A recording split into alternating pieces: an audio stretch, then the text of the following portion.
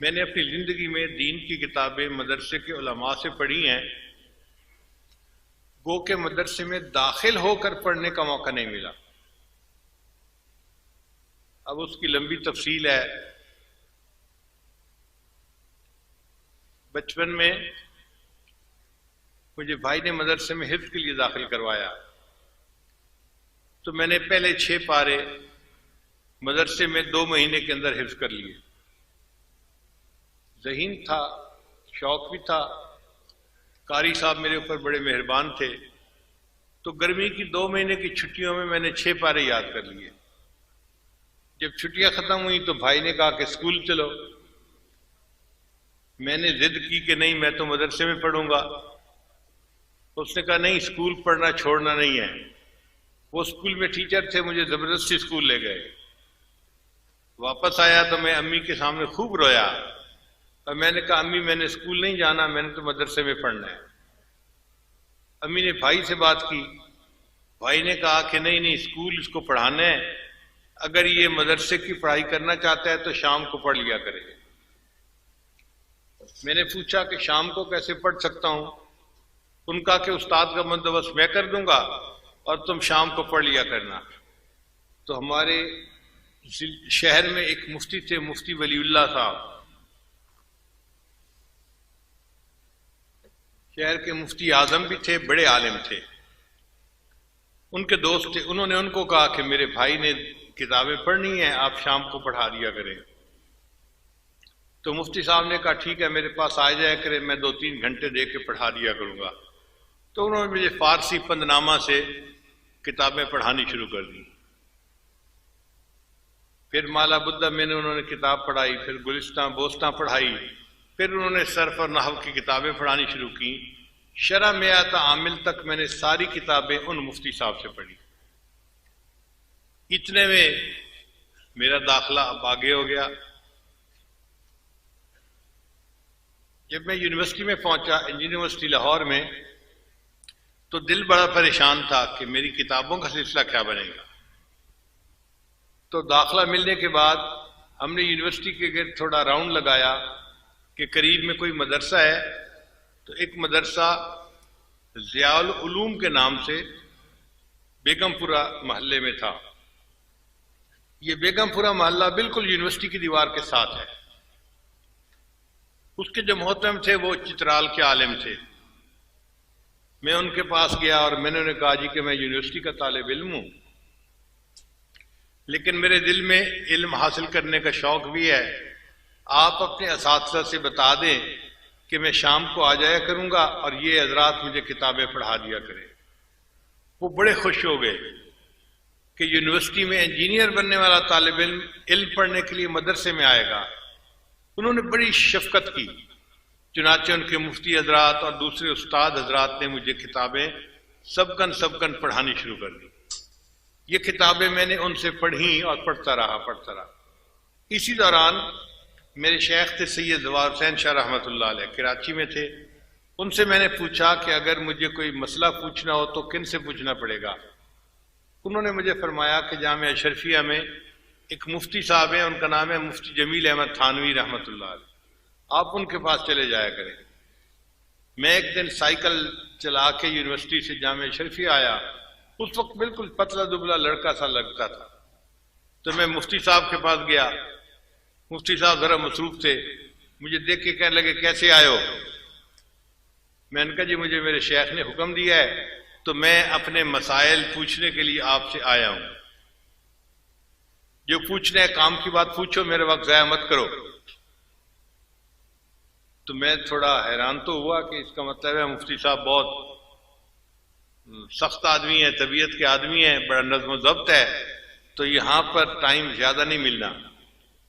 پھر میں نے ان سے بیٹھ کے بات کی، میں نے کہا مفتی صاحب میں سنت کا شیدائی ہوں، یہ الفاظ تھے، میں سنت کا شیدائی ہوں اور میں چاہتا ہوں کہ میں ہر کام سنت کے مطابق کروں، مگر مجھے پتہ نہیں ہے کہ کیسے کرنا ہے۔ میں آپ کے پاس آیا ہوں، آپ مجھے بتاتے جائیں، میں ایسے عمل کرتا جاؤں گا۔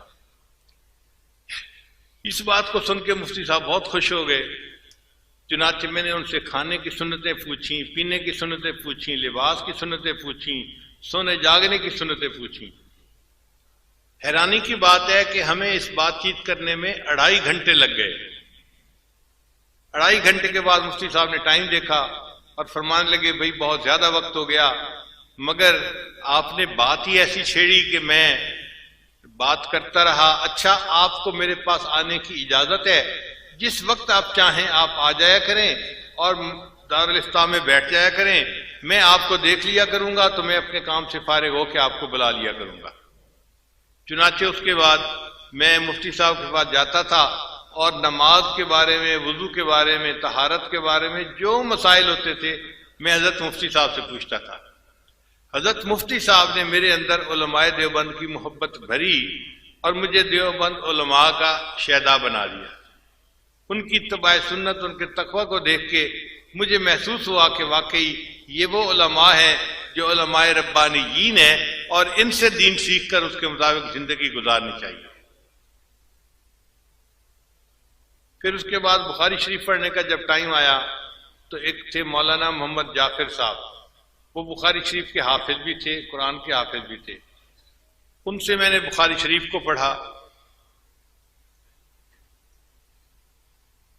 درمیان میں 1-2 مرتبہ مجھے خیال بھی آیا کہ وفاق المدارس کا امتحان مجھے دینا چاہیے۔ میں نے اپنے ایک استاد سے پوچھا، استاد جی کیا میں امتحان نہ دے دوں؟ تو اس زمانے میں وفاق کا ادارہ نیا نیا بنا تھا اور امتحان دینے کا اتنا رواج نہیں تھا۔ وہ جو استاد تھے انہوں نے خود بھی وفاق سے امتحان پاس نہیں کیا ہوا تھا، تو وہ کہنے لگے کہ تمہیں کاغذ کی ڈگری چاہیے یا علم چاہیے؟ میں نے کہا جی علم چاہیے۔ کہنے لگا ٹھیک ہے، علم پڑھ رہے ہو تو ہم نے کون سا اپنے استادوں سے ڈگریاں لی ہیں، ہم بھی استادوں سے پڑھ کے عالم بنی ہیں، تم بھی پڑھ جاؤ۔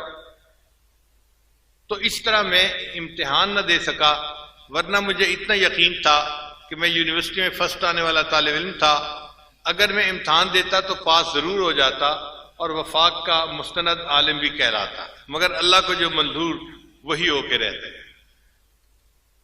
تاہم 2 ادارے ایسے ہیں کہ جنہوں نے مجھے عالم کی اعزازی ڈگری بھی جاری کی ہے، اس کو میں اپنے لیے سند سمجھتا ہوں اور اللہ کا احسان مانتا ہوں۔ ایک جہانیہ منڈی میں دارالعلوم ہے، جامع رحمانیہ اس کا نام ہے، وہاں کے محتمم ہر سال مجھے بخاری شریف کے افتتاح کے لیے یا اختتامی حدیث پڑھانے کے لیے بلایا کرتے تھے۔ ایک دن وہ مجھے کہنے لگے کہ حضرت آج آپ نے جلدی نہیں جانا بلکہ رکنا ہے۔ میں نے پوچھا کیوں؟ کہنے لگے اس لیے کہ ہم نے طلباء کی دستار بندی کروانی ہے اور آپ کی بھی دستار بندی ہونی ہے۔ میں نے محتمم صاحب سے پوچھا حضرت میری دستار بندی کس خوشی میں ہونی ہے؟ کہنے لگے کہ آپ نے جو دین کی خدمت کی ہے نا، اور آپ کے رشیا کے سفر کے حالات ہم نے سنے ہیں، تو ہمارے شورا نے فیصلہ کیا کہ ہم آپ کو اپنے مدرسے کی طرف سے اعزازی ڈگری جاری کریں۔ میں نے کہا حضرت یہ ٹھیک کیسے ہوگا کہ آپ مجھے اعزازی ڈگری؟ انہوں نے ایک رجسٹر اٹھایا، کہنے لگے دیکھو یہ حاضر رجسٹر ہے، میں نے سال کے شروع میں آپ کا نام طلباء کی فہرست میں لکھ دیا تھا اور پورا سال آپ دین کا کام کرتے رہے، میں آپ کی حاضری لگاتا رہا اور آپ باقاعدہ اس سال کے طلباء کی فہرست میں آپ کا نام شامل ہے، اب ہم آپ کو ڈگری دے سکتے ہیں۔ چنانچہ انہوں نے بھرے مجمع میں امامہ پوشی بھی کروائی اور مدرسے کی طرف سے اعزازی ڈگری بھی جاری کر دی۔ پھر اس کے بعد دوسری ڈگری قاسم العلوم ملتان کے جو محتمم تھے انہوں نے عطا کی۔ انہوں نے بھی یہی الفاظ کہے کہ آپ کی دینی خدمات کو ہم نے دیکھا ہے اور اللہ نے بہت لوگوں کی زندگیوں کو بدلا ہے، اب ہم چاہتے ہیں کہ مدرسے کی طرف سے آپ کو اعزازی ڈگری دیں۔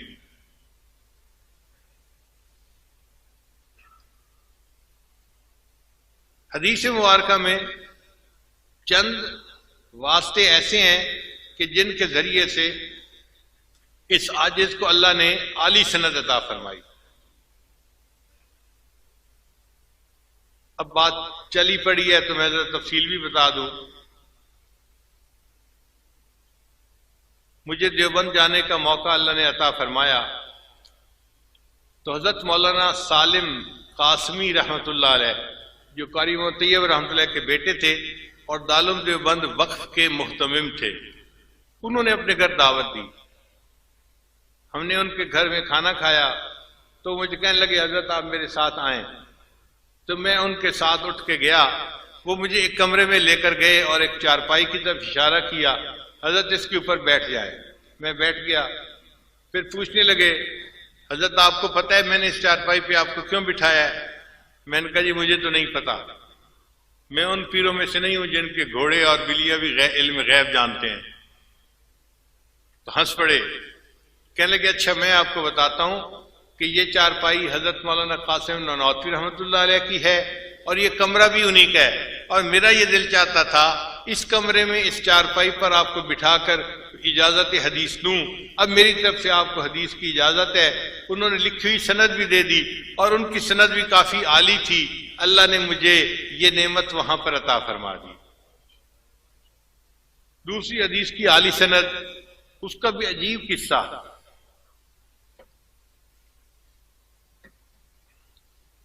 حرم میں حج کرنے کے بعد کچھ دنوں کے لیے ہم ٹھہرے ہوئے تھے. تو ایک دن عصر کی نماز میں نے حرم میں پڑھی تو میں نے دیکھا کہ ایک پتلے دبلے سے ہیں بڑے میاں، وہ بیٹھے اور ان کے گرد آ کر طلباء نے حلقہ بنا کر بیٹھنا شروع کر دیا. طلباء نے سرخ رومال باندھے ہوئے تھے، عربی طلباء جو ہوتے ہیں، اور ان کے ہاتھ میں کتابیں تھیں. اور جو حدیث کی کتابیں ہوتی ہیں نا وہ اپنے سائز سے ایک نظر سے پہچانی جاتی ہیں. سکولوں کالجوں کی کتابیں اور طرح کی ہوتی ہیں اور جو دینی کتابیں ہیں ان کا سائز اور طرح کا ہوتا ہے. تو جب میں نے دیکھا کہ یہ طلباء ان کے گرد بیٹھ رہے ہیں تو مجھے بھی دلچسپی ہوئی، تو میں ذرا آگے ہوا. اب ایک طالب علم نے پہلی حدیث مبارکہ کی بخاری شریف کی تلاوت کی تو ان بزرگوں نے سب کو اجازت دی. مجھے دل میں خیال آیا کہ جو بزرگ حرم میں بیٹھ کر حدیث کی اجازت دے رہے ہیں یہ کوئی عالی سند والے عالم ہوں گے. تو میں نے ان کے خادم سے کہا کہ حضرت کا تعارف کیا ہے؟ اس نے کہا جی حضرت کا نام ہے مولانا احمد علی، یہ انڈیا کے ہیں اور رہتے انگلینڈ میں ہیں، اور ان کی حدیث کی سند اتنی عالی ہے کہ پاکستان کے بڑے بڑے علماء ان کے پاس آ کر حدیث کی سند لیتے ہیں. میں نے کہا مثلاً؟ کہنے لگا مثلاً حضرت مفتی تقی عثمانی دامت برکاتہ. جب اس نے نام لیا تو میں نے سوچا کہ واقعی اگر ہمارے شیخ الاسلام دامت برکاتہم جیسے بڑے حضرات جو جبال العلم میں سے ہیں انہوں نے ان سے حدیث کی اجازت لی تو ان کی عالی سند ہوگی. تو میں نے اس سے کہا کہ بھائی کیا حضرت سے مجھے اجازت حدیث مل سکتی ہے؟ اس نے کہا آپ کا نام کیا ہے؟ میں نے کہا نام میرا ہے ذوالفقار احمد نقشبندی. اب یہ نام سن کے نا وہ بندہ تو اچھل پڑا اور وہیں بیٹھے بیٹھے حضرت حضرت حضرت اونچا اونچا کہنے لگا. حضرت نے فرمایا بھائی کیا ہوا؟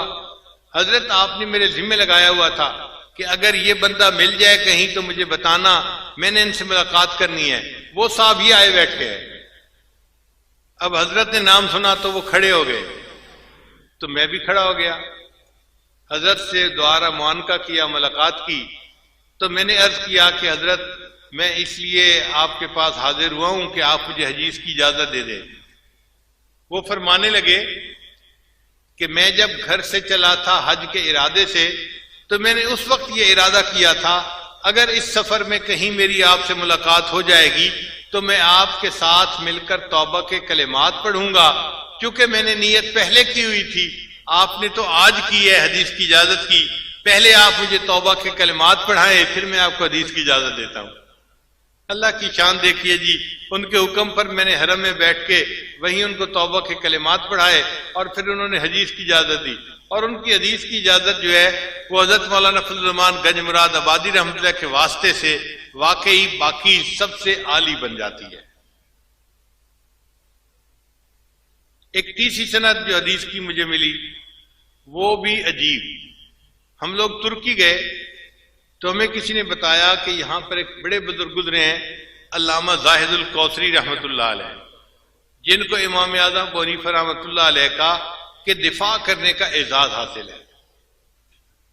انہوں نے بڑی اعلیٰ کتابیں لکھی، عربوں نے بھی اس کی بڑی تعریف کی. تو ان کے ایک آخری شاگرد، ان کا نام ہے شیخ امین، امین سراج رحمۃ اللہ علیہ، وہ ابھی زندہ ہیں، اور ان کو حکومت نے نادر ہستیوں میں شامل کر کے ان کے لیے خود ڈاکٹروں کی ٹیم ان کے ساتھ لگائی ہوئی ہے، ان کی صحت کا خیال رکھیں تاکہ یہ تاریخی ہستی بیمار نہ ہو جائے۔ وہ ابھی زندہ ہے، مگر وہ 5 نمازیں اپنے گھر کی مسجد میں پڑھتے ہیں، صرف جمعہ کی نماز کے لیے وہ آتے ہیں، اور جمعہ کی نماز کے لیے بھی مسجد کے ساتھ ایک شیشے کا کمرہ بنایا گیا ہے، وہاں وہ نماز پڑھتے ہیں۔ لوگ ان سے نہیں مل سکتے، وہ لوگوں سے نہیں مل سکتے، کیونکہ ملنے سے وائرس پھیلتا ہے، بیکٹیریا پھیلتا ہے، بیماریاں پھیلتی ہیں، اور یہ شخصیت چونکہ قومی شخصیت ہے، اس لیے ان کی صحت کا خیال رکھنا ڈاکٹروں کی ذمہ داری ہے۔ وہ ڈاکٹروں کے ساتھ آتے ہیں، نماز پڑھ کے چلے جاتے ہیں۔ خیر، ہم نے اللہ سے بڑی دعا مانگی، 2 دن نفل پڑھتے رہے صلاۃ الحاجت کے، کہ یا اللہ ہمیں توفیق عطا فرما، ہم ان کی زیارت بھی کریں اور ان سے اجازت حدیث بھی لے لیں۔ مجھے ایک عالم نے بتایا، وہ جلدی حدیث کی اجازت نہیں دیتے، وہ کہتے ہیں کہ 10-15 دن میرے ساتھ رہو اور درس میں بیٹھو، پھر حدیث کی اجازت دوں گا۔ اب ہم پریشان کہ ہمارا تو سفر تھا 1-2 دن کے بعد، تو ہم 10-15 دن تو نہیں رہ سکتے، اگر انہوں نے یہ شرط لگا دی تو مشکل ہو جائے گی۔ بہرحال دعائیں مانگتے رہے، اللہ کی شان کہ وہ جمعہ کے لیے مسجد میں تشریف لائے۔ ان کا ایک خادم تھا، وہ کمرے سے باہر نکلا تو میں نے اس سے بات کی، میں نے کہا کہ بھائی میں اس طرح پاکستان سے آیا ہوں اور یہ میرا نام ہے، اور آپ حضرت کو میرے سلام بھی دیں اور عرض کریں کہ اگر حدیث کی اجازت دے دیں تو ان کا میرے اوپر بڑا احسان ہوگا۔ خادم نے جا کر ان کو نام بتایا تو وہ فرمانے لگے کہ یہ نام تو میں نے پہلے سنا ہوا ہے، یہ پاکستان کے شیخ آئے ہیں، تو اب میرا بھی دل چاہتا ہے کہ میں ان سے ملاقات کروں، ان کو اندر لے آؤ۔ لو جی، ہمیں کمرے کے اندر جانے کا موقع مل گیا۔ جب کمرے کے دروازے پر میں پہنچا نا تو ڈاکٹر نے مجھے روک لیا، جی آپ پاکستان سے آئے ہوئے ہیں اور آپ کے ملک میں تو ہائیجینک کنڈیشن اچھی نہیں ہے، تو آپ تو ان سے نہیں مل سکتے۔ میں نے کہا بھائی میری بھی چاہت تھی اور شیخ نے بھی یاد کیا تھا، اس لیے میں آیا ہوں۔ ان کا نہیں، آپ کو ہم اس کمرے میں نہیں آنے دیتے۔ پھر اس نے دوسرے ڈاکٹروں کو کہا جی یہ پاکستان سے آئے ہیں، ان کو اس کمرے میں داخل نہیں ہونے دے سکتے۔ تو اور ڈاکٹر بھی آگے قریب آ گئے، اب جانا مشکل اندر۔ تو شیخ امین سراج نے دیکھا تو انہوں نے عربی زبان میں ان سے بات کی کہ تم اس بندے کو کیوں روکے ہوئے ہو؟ ان کا جی آپ قومی ورثہ ہیں اور آپ کی جان کی حفاظت ہماری ذمہ داری ہے، آپ کوئی عام آدمی نہیں ہے، اور یہ پاکستان پسماندہ ملک سے آئے ہیں اور ان کے ذریعے سے آپ کو بیماری لگ سکتی ہے۔ تو شیخ نے انہیں فرمایا بھئی اگر ان کے ذریعے سے مجھے بیماری لگ سکتی ہے نا تو میں کل کی بجائے آج مرنے کو تیار ہوں، مجھے ان سے ملاقات کرنے دو۔ الحمدللہ کہ پھر شیخ سراج آگے تشریف لائے دروازے پر، وہیں پر انہوں نے معانقہ فرمایا اور حدیث کی اجازت دی، اور ان کی حدیث کی اجازت کی سند بھی بہت عالی ہے۔ یہ 3 سندیں تھیں جو الحمدللہ بہت عالی تھیں اور اللہ نے اپنی رحمت سے عطا فرما دی۔ ایک اور سند جو ہمیں اس دفعہ ملی، چند دن پہلے ہمیں سمرقند بخارا جانے کا موقع ملا، پوری دنیا کے مختلف ملکوں سے مشائخ آئے ہوئے تھے، تو مجھے کمرے میں ایک صاحب کہنے لگے کہ حضرت شام کے ایک عالم آئے ہیں، سید ہیں، اور ان کی حدیث کی نسبت بڑی عالی ہے، اور بخارا کے علماء ان کے کمرے میں جا رہے ہیں ان سے حدیث کی نسبت لینے کے لیے۔ تو میں نے کہا کہ بھائی اگر بخارا کے علماء حدیث کی نسبت لینے کے لیے جا رہے ہیں تو مجھے بھی لے جاؤ ان کے کمرے میں۔